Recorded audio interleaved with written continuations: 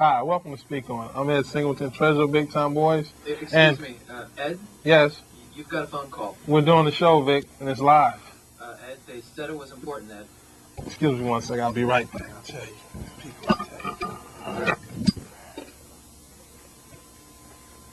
I guess I gotta do it.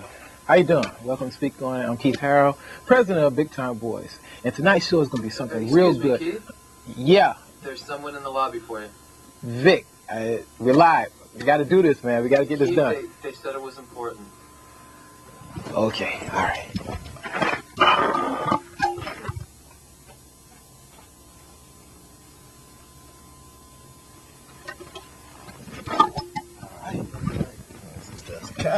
Anyway, I'm Jeff Reporter, CEO of Big Time Boys. And I'm DC Leonard, Vice President of Big Time Boys. And we came here to let you know what's going on tonight's show while the other guys are away. So, tonight's show is about Fredricka Wilson. She's dealing with the school system. It's going to have all the boys on it, said Keith. And it's going to let you know what you can do in the school system and what things are going on in the school system. So, DC is going to let you know what's going on next week. All right, next week's show is the follow-up, the third part, conclusion of the male-female relationship dog show. With this show, we're going to have some of the panel from the male-female relationship and the panel from the dog show, and they will talk about the male-female type thing. But we got to get out of here before they come back. But I want you to send your cards and let us keep them coming because it's very important to us. I see them coming down the hall, man. Hurry up. But anyway, keep it coming. Trying to take over the show. It's over. Oh, man.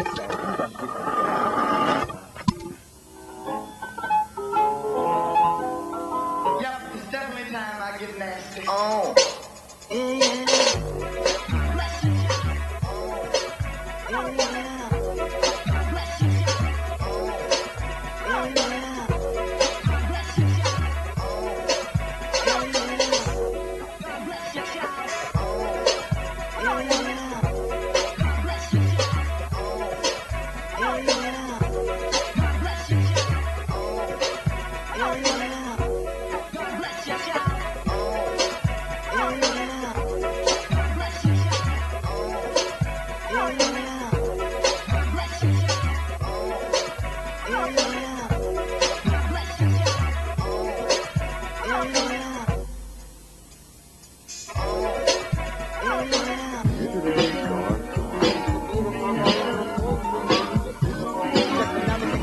Welcome to Speak On. I'm Keith Harrell, the co-host of the show.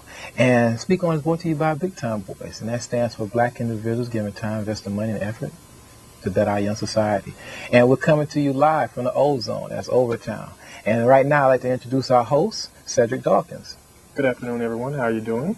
I'd like to welcome you to Speak On It Live with our honored guest this evening. We have Miss Fredricka Wilson of the Dade County Public School Board. Welcome, Miss Wilson. Thank you, Bill. How are you? Fine. Good. Let's start out by finding out a little bit about your background in the school board. With the school system, The rather. school system? Mhm. Okay. I can just about say that I was born in the school system. Mm-hmm. I'm a graduate of Miami Northwestern Senior High School, a product of, I was born over town, raised in Liberty City, graduated from Miami Northwestern Senior High School. And in 1965, Miami Northwestern placed me in their Hall of Fame. I'm a graduate of Fisk University. I received my master's degree from the University of Miami. And I began teaching at Lily C. Evans Elementary School. The principal that was my elementary school principal hired me as an elementary school teacher. So you can imagine how it was working in a school as peers with teachers that had taught me. And I taught second grade, and then I went on to teach Head Start. After teaching Head Start a couple of years, I was selected to move up in the school system and write the curriculum for the Head Start. So I became Assistant Educational Coordinator for Head Start. And while I was in that position, I was recruited to do a television program similar to this. It was called 3-4 Knock on the Door, and I wrote it and starred in it. and it was an economics program for preschool teachers to teach children how to manage their money and how to spend wisely. It was for little 4- and 5-year-olds. And then I took a leave of absence from the school system because I had 2 little babies.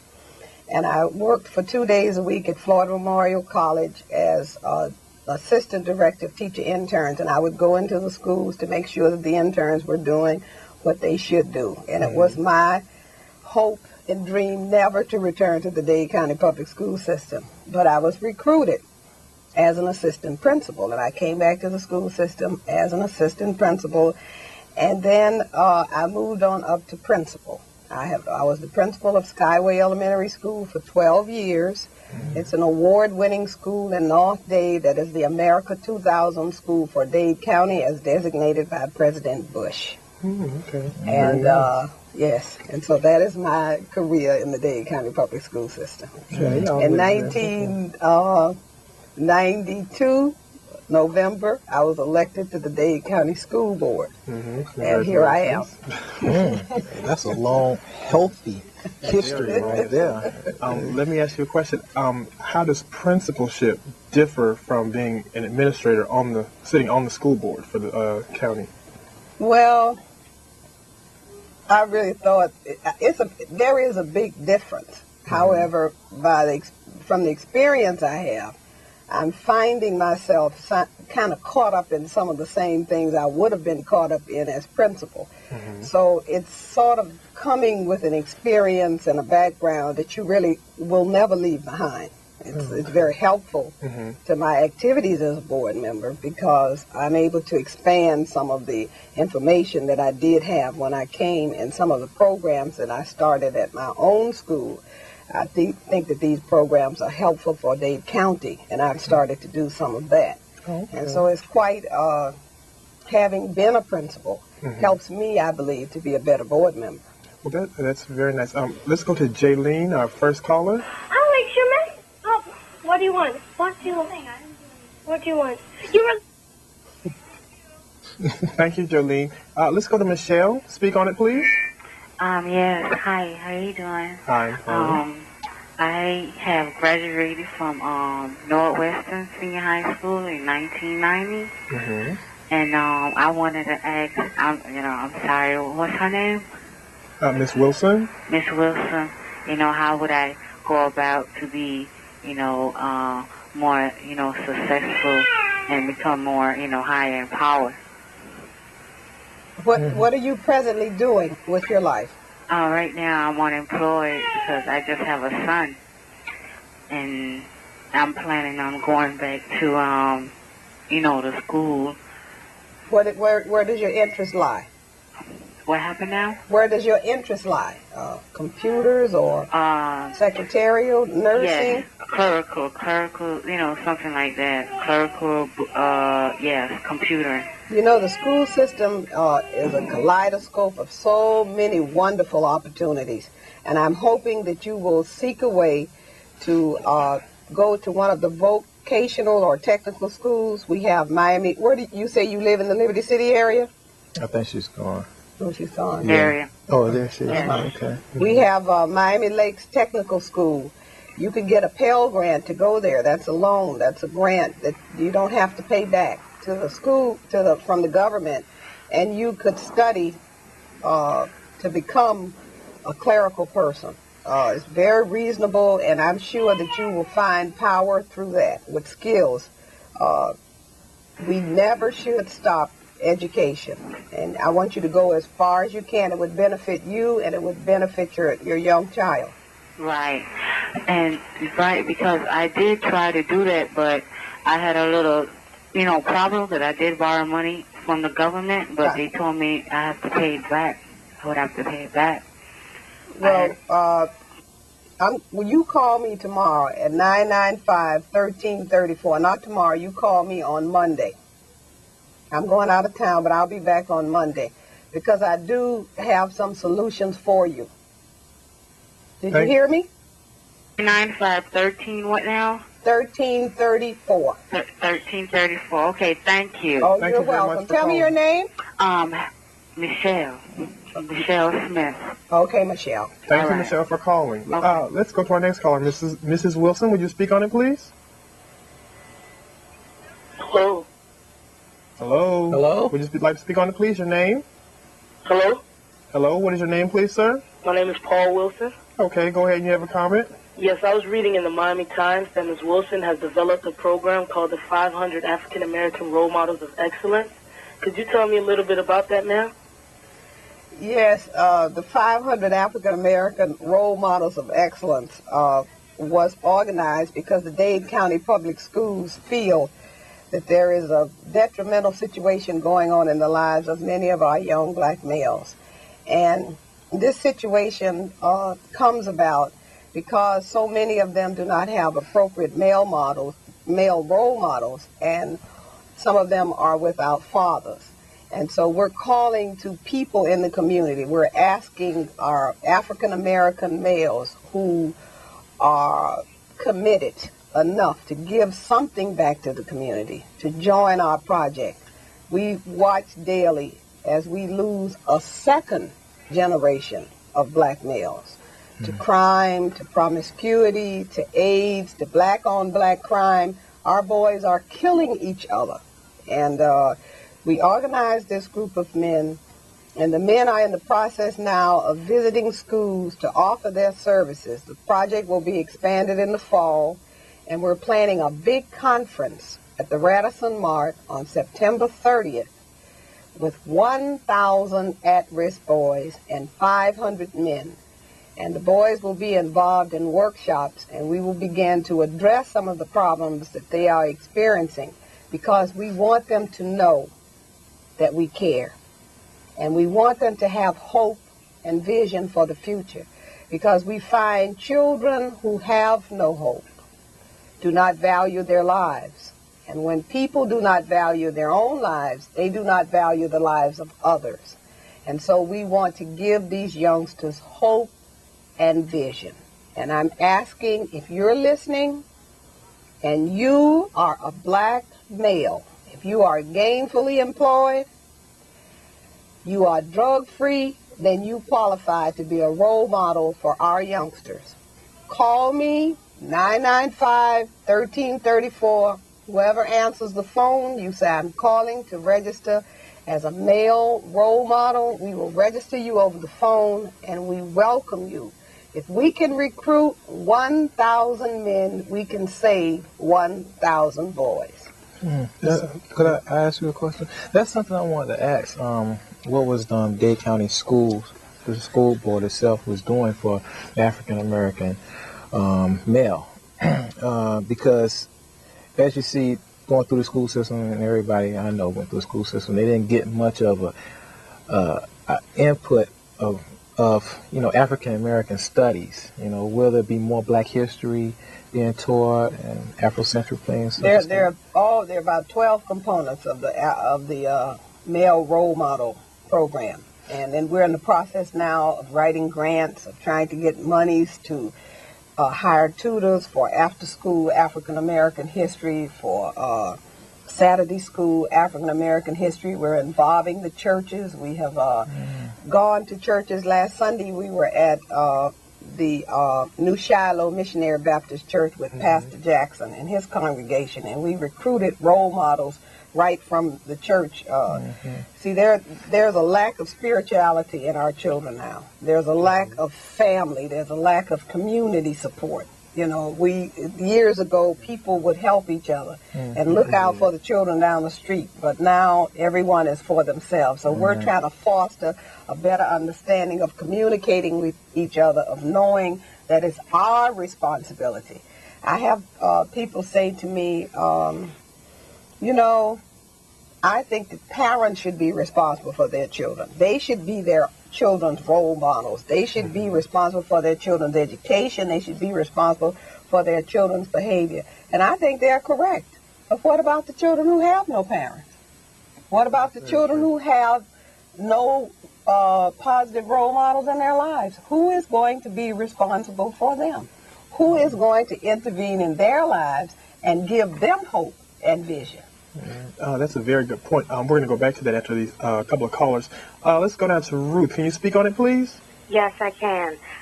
First, I want to commend Miss Fredricka Wilson for all her accomplishments. We need more women like her in our community. Thank you. You're welcome. But I have a question.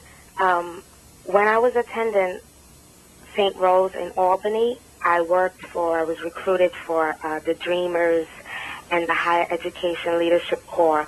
And what I did really was like mentor students who were high-risk high school students. Mm-hmm. And the program really worked because it helped students who may have had other problems outside of the school and weren't really able to concentrate on their studies and everything. I want to know, what can I do to start, because I don't live in Albany anymore. I live, back in New York, in the Bronx.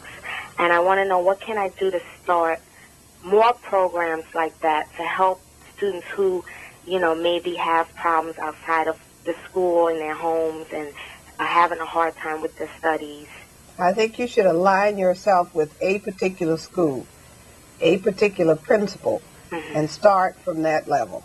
Okay. Organize wonderful people who have the same hopes for our future like you have. Organize them and then approach a principal in your area and tell them what you want to do. They would hug you and love you for that. Thank you very much, Ruth, for calling. Let's go down to Tracy. Can you speak on it, please? Yes, I can. Go ahead, please. Hello. I'd just like to say, first of all, hi, Cedric. I know you from Florida A&M. I am Tracy. I left Florida A&M to have my child.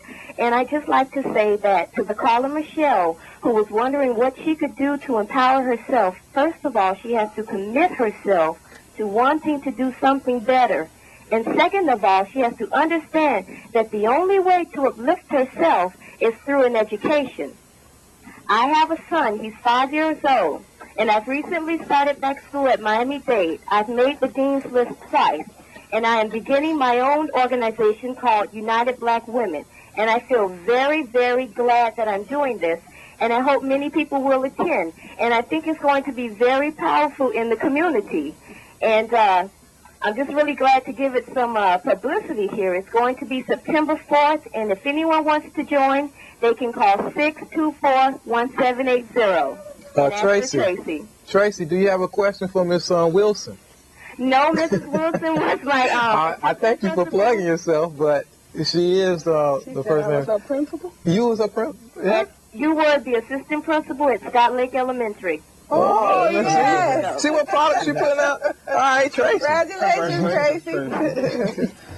Thank you for calling, Tracy. Let's go down to Tommy. Can you speak on it, please? How you doing? How you doing? Pretty good. Okay. This question is directed to Fredricka. Fredricka, one thing I want to know is about the illiteracy that we have in the schools today, in the school system. We have a lot of kids who cannot read, a lot of kids who can't understand certain words, and their literacy is very profound in the school system.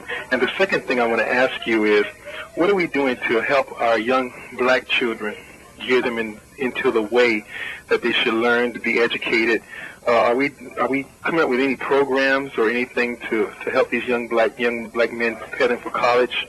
And that's all I want to say. Thank you very much. Yes, we have. We will be considering at this school board meeting a competency-based curriculum in our pupil progression plan. And it is a program where the children are being exposed to higher level thinking skills. I grant you that our black males, many of them cannot read. And I was just sharing with a committee of people the fact that a lot of the acting out that occurs is because they cannot read. And when it is time to read, instead of reading, they cause a disruption so that they can be separated from the rest of the class, sent to the office or sent out of the class, so then they never get an opportunity to read, and no one really knows that they cannot read.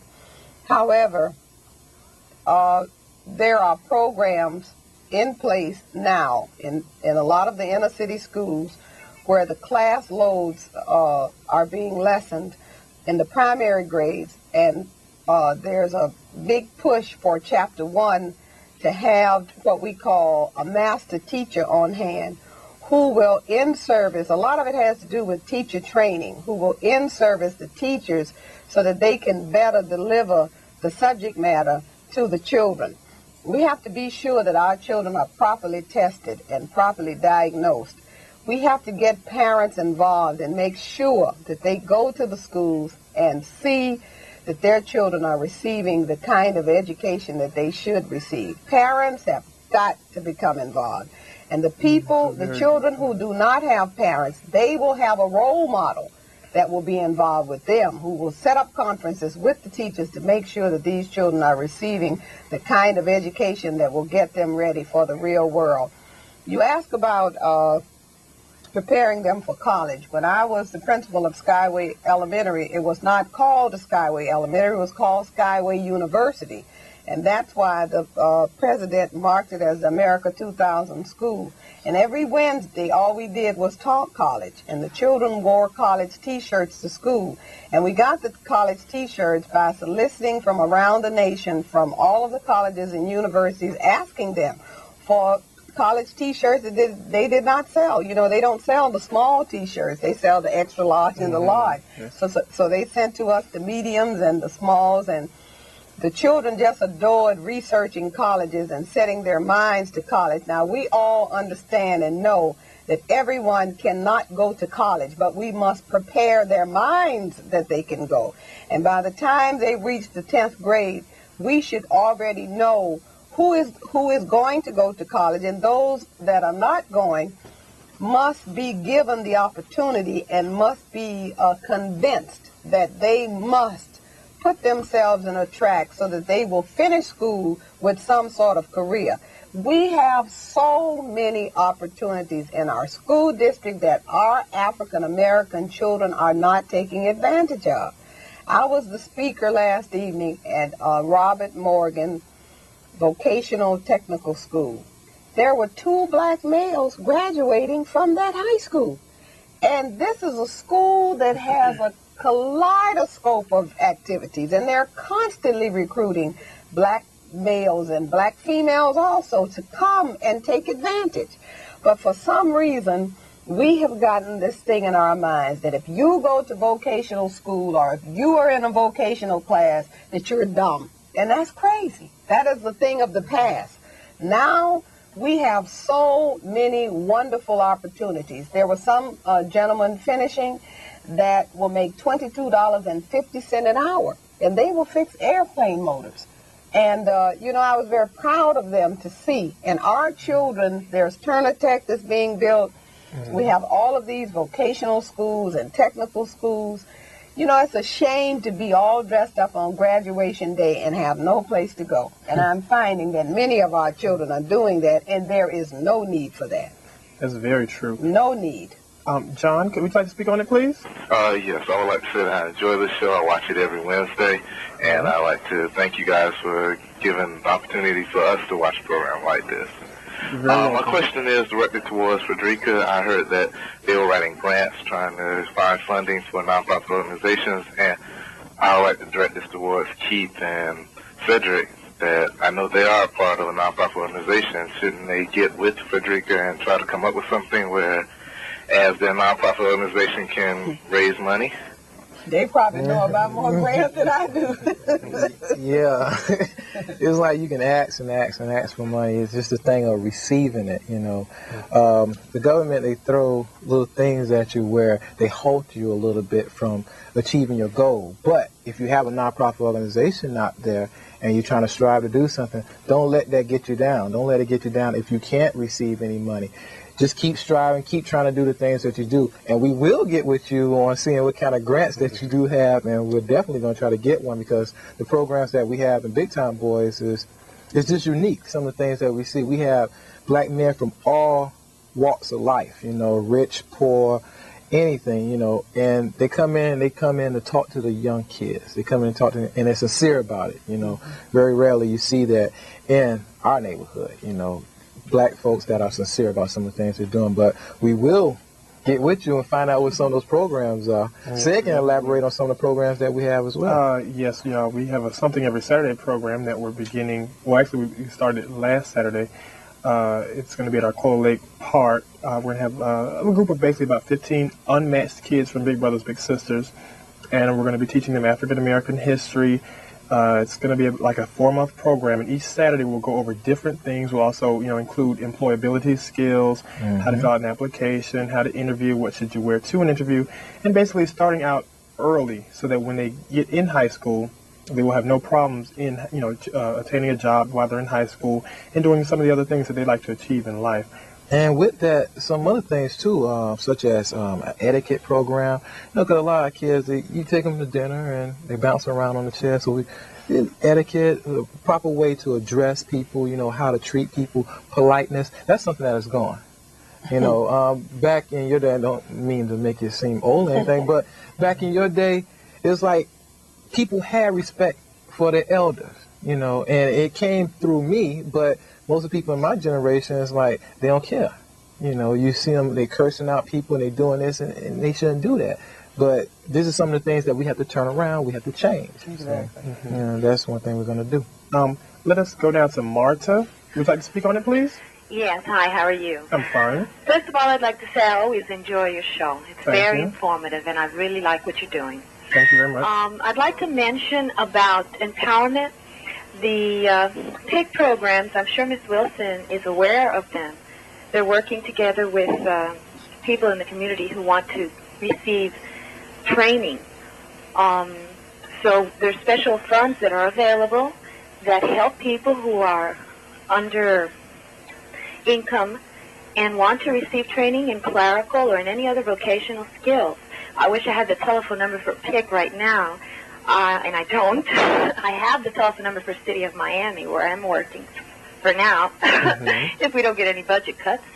But I'm sure that some people may be interested in calling and finding out, because they'll help them with some work experience while they are learning a skill, and then they'll help them with job placement. Well, what you can do is call the Big Time Boys hotline at 956-9093. The number will be displayed at the end of the show, and you can call and leave us all the information, and we'll get in touch with you, and we'll see about getting that information out to the general public. Okay?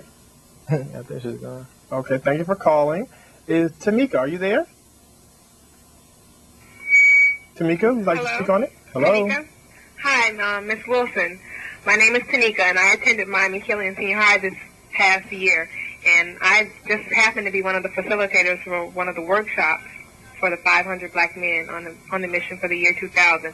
And I want to commend you because it worked and it helped, and there was hope and there was vision for these African American males. And Thank you. To let people know what a good job you're doing. I mean, you brought our Black History shows to Caleb Center this past February. And you're doing such a wonderful job, and I just want to commend you for being a lighthouse for all African American students. Thank you. Thank you. Thank you, Tamika, for calling. I'd also like to say, myself, I'm an instructional personnel at Douglas MacArthur North Senior High School, and Ms. Wilson brought the role models there. And I think that they were very well accepted. The kids enjoyed it. And I just think that it's a great program, and if there's any educators out there, you need to contact Ms. Wilson in reference to having the role models come out to your school. It gives the kids a chance to see that there are other ways out other than drugs and, other illegal activities. And there is a way, regardless of what your beginnings were, you can always mold your future. Thank you very much, Ms. Wilson. Todd, are you there? Please, would you like to speak on it? Yes. First, I'd like to say to you guys, you're doing a great job. Love the show. And I'm a friend of Keith. I don't know if you remember me, but I helped you guys with some of the splash parties and stuff you had recently. Some stuff back. But anyway, the questions were never answered about the grants from Fredricka. Because I know some of the problems you guys have. You probably don't remember me, it was a while back, but I know you guys have some problems trying to get grants. I would like to hear her answer the question, because I think she really can help you guys. And that was my question. I didn't hear her answer the question on how she could help you guys get grants. All right. Thank you, Todd. Todd, Miss Wilson is not herself a grant writer. There are grant writers that, however, work for the Dade County Public School System. And I'm sure that through their office comes many grants that these gentlemen would qualify under. It would just be a matter of calling me at my office, and I can put them in touch with the grants office, who can tell them the grants that they are aware of that nonprofit organizations can write. There's also an organization called Tools for Change, and there's the Miami-Dade Entrepreneurial Center. It is a branch of Miami-Dade Community College, and I'm sure there are hundreds and hundreds of grants that that this particular organization would fall under. It's just a matter of addressing whatever problem it is at this particular time. And I believe Cedric called me to tell me about a grant that I could use that he knew about. And this is Cedric here that's hosting the program that I'm going to look into for my role models. That's why I said they probably could help me even with grants. So you have to be a nonprofit organization, which is what they are. The Role Model Project is a part of the Dade County Public School system. And we have Dade County Public School staff members that are responsible for situations like this. But you don't generally find school board members seeking grants. See, that's what I mean when I say the principalship and the school board member. You know, there's a big difference, and I don't want to cross the line. Right. I'm trying to keep my distance. We understand that. Yeah, we understand that. Sheila, would you like to speak on it, please? Yes, hello. Hello. I wanted to ask Ms. Wilson 3 questions. I have a daughter going to school at Central. She wants to be a doctor, a pediatrician. Right now, she'll be taking chemistry. This is her 11th grade year, and we're having problems trying to get a tutor. She's been having problems in this course. She took it before, and she didn't get a good enough grade. She wants to get a high, SAT score. She's already gone out to FIU to take preparatory courses this summer, and when she goes back to school, I'm sure she will need a tutor. I've been calling out to Central every day, and I've been having a big problem trying to get a tutor, trying to get her scheduled so that I can go out in September and speak with her teachers. And also, I wanted to know if it's true that there's a program where she can go out to the University of Miami during, I think, school hours under their medical program to take some medical courses. And also, this is a question that's not really related to her, but I know that over the past 10 years, starting with the Cuban freedom flights, that about $1.2 billion was allocated to the Cuban community to build schools. And even though they had money allocated, set aside for themselves, they also were getting money out of the pot that was allocated to the rest of the school board during that time. And I wanted to know if that's still going on, and were you aware of that money that they were getting directly to their community to build schools, to build elementary schools, and to upgrade their community while the rest of the community in Miami was suffering? Well, there was a bond issue that was passed several years ago when Mr. Joe Fernandez was superintendent of, Dr. Joe Fernandez was superintendent of schools. And that was money that was passed countywide for the building of schools. See, we sell bonds to build schools. There was never any special allocation for the building of schools in Cuban communities. It was on TV. It was on a documentary that they had that special money allocated. And to build schools? To build schools, high schools, elementary. They have a lot of schools in their community now with Spanish names, and they're not private schools. Those are publicly built schools, and I wanted to know if you ever looked into that. Well, the only school that I really know of that has been built in what you would consider a Spanish community, I guess, will be Jose Marti Middle School and Ben Shepherd Relief Schools. But at the same token, they have built schools for Haitian. We have a Louverture school that was built for Haitian children, and we have a new Orchard Villa that was built for black children. So I don't think you have your facts quite right. I've never heard that one. That's a new one on me. Thank you very much. Well, what about her first question when she was asking about when you asked about your daughter and tutoring? Yeah. Are you talking about tutoring that you would pay for, or are you talking about private tutoring? I don't know. I think she's gone. Public I think she's gone. Well, I would guess she's talking about public tutoring since she's talking about Central. They don't have any access to public tutoring. It would have to be something that could be privately done. And there is a school, there is a school that where she could get tutoring that's run by an ex-educated, he was a policeman. His name is Lieutenant Leroy Smith. And if she'll call my office on Monday, I don't have these numbers with me. I could give her a number for the tutoring. Well, maybe you can let them know about your number again. Hello? What about the medical program sponsored by the University of Miami, whereas I don't know if it's only magnet schools. I think Northwestern's is a magnet Northwestern, have you looked into, since your daughter wants to be a doctor, have you looked into transferring her to Miami Northwestern, where they do have a wonderful magnet program? I wasn't sure whether they had one. That's what I was asking. Yes, they have a magnet program. It's a wonderful program. I think they also have one down south in Homestead also. Yes. But if that's where that's the direction she wants to go in. Because she wants to go to the University of Miami. And she wants to be a doctor. Right. She already has 5 scholarships because of the scores she's made on her test. But it's not What test is that?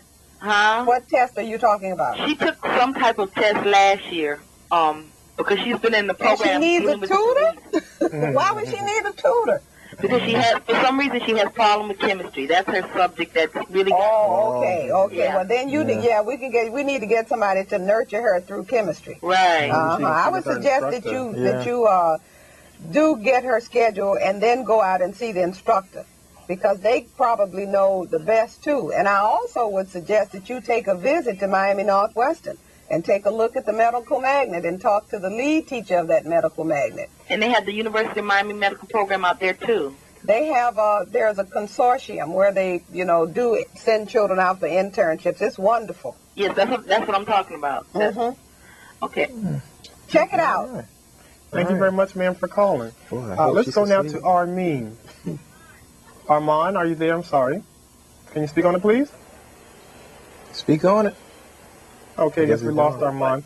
Let me remind you, you can call with all questions and comments at 995-2174. Armand? Okay. Yes. Go ahead, speak on it. I'd like to propose something that's rather radical. At the high school level, it's my opinion that if we separated the boys and girls, had separate high schools for girls, separate high schools for boys, we would solve many of the problems that we're having that don't deal with academics. And the way things are going with our education system, I mean, academics is where it's at. I mean, in the technical society that we live in today, without an education, you're going nowhere. The day of the blue-collar worker earning a middle-class living is gone. But I'm just of the opinion that if we did that, we have the buses. We could say this school is for girls, this school is for boys, bus the girls here, bus the boys there. And I believe that we would accomplish a lot more academically. I would like to get Miss Wilson's opinion on that. Hang up and listen. Okay, Eddie, there are many people who share your same philosophy. There are people who feel as if girls especially are under a lot of pressure from boys when they reach adolescence. They want to look a certain way. They under stress for promiscuity. There are people who feel that boys act a certain way because they are with girls, and they feel that if they were separate, that they would act a certain way, and that there would be more progress. On the other hand, there are people who feel that children should attend school in as close a setting to the real world as the real world that they live in. So consequently, they believe that the schools should be boy-girl. I do have some thoughts on how schools should be set up. I know that you say it sounds radical, but in some instances, I think it makes a lot of sense, what you just said. I don't know if we have a lot of parochial schools that are quite successful, and they have all boys and all girls, and people pay a lot of money to send their children to those schools. But in the society that we live in, and all of the rules of the government and the, discrimination and OIC and all this sort of thing, we'll get into a lot of trouble. But you share the philosophy of a lot of educators throughout this nation. But you mentioned the real world. The school should reflect the real world. I think it's the opposite. the real world isn't going the way it should. And school should be the place where we correct the ills of the real world, not bring the problems of the real world into the school. We don't come to school with guns and knives, and we don't beat up people, and we don't sexually harass people. We should set an ideal situation in the school so that these children can go out and correct the problems. Well, they have to have, you have to, when I say the real world, living in the real world, I should say coping. When you are coping in life, you have to learn to live with boys and girls, black people and white people. So we try to integrate the schools, and we try to have them as mixed as possible. There are people that agree with you, but the federal government doesn't agree with you, and the state of Florida and the rules and regulations that we presently have on the books do not agree with you. Well, but I think, the state of Florida might set an example for the rest of the country if you can't do that unless Congress changes the laws. If I may interject, I think it's a very interesting concept that he brought up. But just my personal opinion, I feel that whether the school is all boys, all girls, or mixed, you still have that ever so powerful peer pressure, and that is one of the major problems in the school system today. I mean, regardless of who you go to school with, if you're around people, regardless of what sex they are or color, if they're trying to influence you to do something else and you're not a strong enough person to repel that, then, I mean, there's no hope for you. Yeah. And that's just my opinion. That is absolutely true. That is one of the biggest problems. I kind of feel like in between with it, I feel it wouldn't work. In my opinion, it wouldn't work if you had just an all-female and all-male school, because eventually you're going to deal with each other sometime in life, so you might as well get it over with as soon as possible, get it out the way, and deal with it then, That's true. Very, very true. Let me remind you, feel free to call in with your comments or suggestions at 995-2174. That's 995-2174. Speak on it live with the Big Time Boys. Now we're going to go to Eddie. Are you there? Yeah. Go ahead, sir. Okay, Ms. Wilson, I want to comment on two things. You said something about vocational education earlier, and you also said something about grants earlier, too. Why did I say that? I think that everybody should know for sure that the Dade County school systems does work, and you are a good example of how it works. And if it works for you, it can work for anybody else that really wants it. Okay, and I hope that everybody out there that's kind of confused about what direction they want to take hear this. First comment is about the vocational education. I went through the vocational education program, and I ended up with a job with Metro Dade County. I'm employed. I got a great job. I'm making $30+ a year, and another good example that it works. Okay, and on grants, I strongly feel that it's just a suggestion on what I feel. I mean, I feel like the school system, the total education system, it's been something. It's like a pattern, something that was created years ago for the people who could afford it, and the people that couldn't afford it were like shut out the door as far as college was concerned. And I think that's one of the reasons why we have so many minority people here, and we have so many of the majority people over there. And education got a lot to do with it, because we got a lot of people that just cannot afford to go to college. The government gives so many grants out to people to go to school. A lot of people don't know about these grants. A lot of people need to be educated on what the government can offer you, what is out there for you. I just wish that this President Clinton, right now, who's trying to get this health bill passed for everybody to have, I wish that there was something they would come up with, take over all the schools. I mean, all the colleges, and let people go to school free. I agree with you. I think that should be a guaranteed freedom, just like public school. It should be everyone who wants to go and is able to go and can handle it should have the opportunity to go. I agree with you, Eddie. 100%. You have my backing. I'd also like to say, as far as if a child is not able financially, or his family is not able financially to attend college, and he really feels strongly, or he or she really feels strongly about going, I think they should go and see their counselors. Start early, like in the 10th grade. See your counselors, work with them constantly, and they have the networks that you need to get to the various public institutions nationwide. So, if you're watching, if you're interested in things like that, go see your counselor. Make sure that you keep in contact with your counselor, and write the school yourself that you're interested in for information, and just start early, and you can build something for yourself, and you'll look up and run into something. But there are a lot of programs out there. You just have to kind of know how to dig, unfortunately.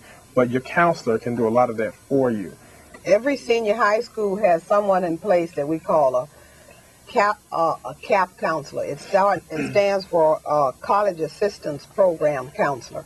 And that particular person is in schools for that one specific reason, to apprise students of the grants that they can get, the scholarships that they can get. That is their job. That is their responsibility, to make sure that as many children that are graduating that want to go to college have the opportunity to go. So there are some children, however, that for one reason or the other do not want to go to college. Now, there is something called an occupational specialist that is in place in every senior high school that is there to make sure that these youngsters are apprised of all of the wonderful other opportunities that are available for you, so that when you do graduate, you will go to the next level of education, and you won't be just dressed up on graduation day with no place to go. You will have a future, and you will have an avocation. And in some high schools, you can graduate already trained. In others, you can graduate and go directly into training. In some high schools, there are apprenticeships. There are all kinds of opportunities in this school district. If only you would seek and be interested. You have got to want to do. You as an individual have to make up in your mind that you want to succeed, and that's what these role models are doing, trying to help children achieve some sort of hope and some sort of vision for the future. Thank you very much for calling, sir. Let's hear now from Karen. Can you speak on it, please? Hi, how y'all doing? We're fine. That's good. First of all, I want to thank you and Keith for having Miss Wilson on the show. You're welcome. And I have two questions. My first question is, I came in kind of late of the program, and I only caught the last part about Mommy Lakes, about computers and all that stuff. And my second question is, as a personal friend of the school board and everything, how do you feel about the teachers taking prayers out of our school system? You said, what did you want to know about computers? I think she wanted some more information about, I guess, Miami Lakes Tech, was it? Miami Lakes Technical Institute, where you can go to further your education and learn about computers, and they're building Turner Tech for adults. Now, prayer in the school system, there was one, no, it's not difficult for me. There was one woman that we can attribute to the fact that this lady went all the way to the Supreme Court to take prayer out of the school system. I personally feel that in order for children to be whole, that they should have some sort of spiritual connection. I am not convinced that that spiritual connection should be in the school. However, I don't ever recall as a child praying in school. But I think the mere fact that they say that prayer has been taken out of the school system, it sort of detaches some children from any spirituality at all. I grew up in the church, and so I always had my spirituality connection. But for children who have no spirituality connection, the school probably would be a safe haven for that. However, as a government entity, we cannot allow prayer in the school system. However, there is a moment of silent meditation in every school every moment, And if parents would teach their children how to pray, which I encourage them to do, and which I encourage ministers to minister to their communities within a 10-block radius, if we would reach out and take all of the little children that we see riding bicycles and skating on Sunday mornings, and if churches and ministers would get those children and bring them into Sunday school, then when they say it is time for a moment of silent meditation, the little children will already know how to pray, and they will bow their heads in prayer. And I think that that is one thing that has caused a lot of problems in our community, because when I was a little girl, I could not go in a store and steal. It wasn't because I thought perhaps someone would catch me. It's because I thought that God would see me, and that when he saw me, he would punish me, and I was scared. I was scared of God and scared of the Lord and what would happen to me. And so, because that is how I was reared, and that is what I was taught. And so we've got to get back to this fundamental kind of teaching for our children, because they have lost this. They have lost this. Definitely. And you see a lot of churches full of people every Sunday, and sometimes their children are not with them. And I think that when parents dress up to go to church, they better make these big, bad teenagers go with them to church and sit up in there and listen to what the ministers have to say. That is something that the black community was founded upon. Religion, that is a strong part of our community, and we have to get back into that mode. We have to. I definitely agree. We thank you for that call, ma'am. Ruby, are you there? Yes, I have a question for Ms. Wilson. I understand that the Dade County school system tried very hard to integrate the faculty, but however, in some of the Hispanic schools, in particular high school, the majority of the faculty are Hispanic, whereas you look at a black high school, the majority of the faculty are not black. I wondered, could you comment on this imbalance, or can you speak on that for me, please? Well, there's a ratio that was set as a result of the courts.